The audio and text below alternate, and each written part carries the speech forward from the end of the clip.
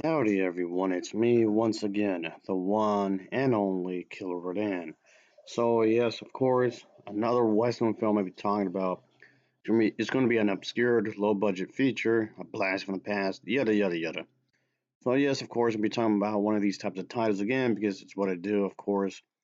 And I just figured, what the hell? I guess it wouldn't hurt, I suppose, because I reviewed a truck ton of these types of movies to begin with. So the film we'll be talking about is Jason James Women. Yeah, seriously, that's an actual movie. That's the title of this film. So yeah, right off the bat, you can already tell what the kind of this movie is going to be. What kind of a film is going to be attending. So kind of a bizarre mixture, I guess you can say. Some drama, skirt chasing, and the visual and whatnot. Okay, so I just thought this was kind of like a strange mixture of things, but sure, whatever. And okay, I just thought might as well just talk about this film, of course, because I just got to see this not that long ago. So it's still fresh in my mind. So I just thought, just might as well just get it out the way and just get it over with. Again, a strange kind of a movie, but okay, whatever, I guess. Anyway, whatever. As always, I do have to talk about the plot, so let's just dive right into it, I guess. So in this film, like the title would suggest, yes, Jesse James pretty much keeps himself pretty busy with skirt chasing. That his outlaw career starts to suffer because of this. So that comes into play, of course. Bottom line, what I'm trying to get at is here, he does this thing where he is posing as a rancher while his gang is laying low. He sees various women to plan out his robberies, so to speak. So there's that going on, of course. He finds himself and his gang held up on this little creek, let's just say, trying to raise money to back to their, I guess, base of operations. To do this, Jesse James, pretending to be this cattleman, figures to use his charm more than his guns, and there are plenty of pretty little women here in the little creek who aren't immune to his charms, so to speak. So yeah, we get to see this individual, this woman who happens to be this banker's daughter who turns over her dad's keys to Jesse James, so you're gonna rob this town's bank.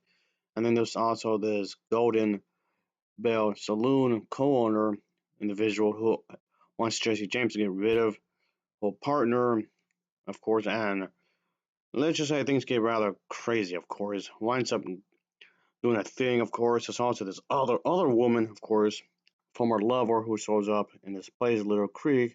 Jesse hopes to rob her of the money as well she gets for the cattle, then steals the herd as well, of course. So yeah, let's just say that there's also this young sheriff's daughter as well, and also one woman. This this singer, of course, manages to do a thing. Of course, let's just say, let's put it that way. There's quite a bit of going on against that. I mean, we're kind of skimming it in some extent, of course, but yeah, there's quite a bit of that going on, obviously. But anyway, what I'm trying to say is that yeah, this in this movie, J.C. James does have his hands full, so to speak. I guess you can say that's kind of the point, in some ways. And of course, you're trying to show him that he's his own type of character, obviously, and he's just having his way with women, of course. And of course, he's a bit of an outlaw, like you might expect. That's just how he is, obviously. And of course, so that's still a part of his personality, and obviously that's still a part of his personality and whatnot. So that still is a thing, of course, and whatnot. So okay, that's typically how this story goes, of course, when you think about it. And okay, sure. And yes, obviously, James trying to make sure he does what he wants.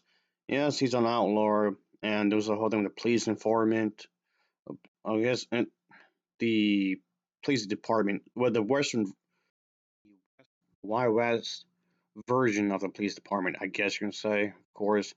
But JC James just wants to get what he wants, no matter what. He's trying to outsmart, he's trying to outwit the people he viewed as a threat, of course, while he's trying to have his way with these women, of course. While ultimately wants to get some money for himself, of course. I'm not expecting this film to be 100% accurate to what actually happened in real life. I know there were stories about an actor Jesse James, of course. I'm fully aware of that, obviously. But yes, I know though this film is definitely going to take some liberties. It comes to something that actually did happen, more or less. This is an ultra low budget Western film, of course, and that's kind of the point in some ways. I wanted to review this kind of movies because I do intend to enjoy these types of movies for the most part, of course, and whatnot. And there's some decent moments through the entire thing, of course. There's some decent moments out there with some good camera work, of course. And I guess the camera work isn't too bad, I suppose. I reckon, as it turned out, and as it is, I guess. And some people might say that the title of this film could be rather misleading because it sounds like some kind of exploitation film. As it turns out, the title, I guess, does make sense in the story, of course. And because when you think about it, J.C. James is trying to have it portray these women into what he wants. So it does go along with the story. So it's not like the title of the film is just there just for its own sake because it goes along with the story. It kind of gives you a hint of what the story's about, as it should. So it's not misleading in that way, of course. Some of the cast members are decent enough, I guess. Of course, I suppose the acting is decent enough, I suppose. But yeah, so I just thought I'd just give this a review because, like I was saying earlier, I just got to watching this not that long ago, really. And it does give me an excuse to, of course, talk about another Western film, obviously, which I've been meaning to do, kind of thing about it, because I want to review as many of these as I could, of course. I know it comes to reviewing these movies, it's rather sporadic, really, like I said before. There's never once really like I planned it ahead of time to review, like maybe I spend a week or whatever to talk about films, Western films, of course, Western movies.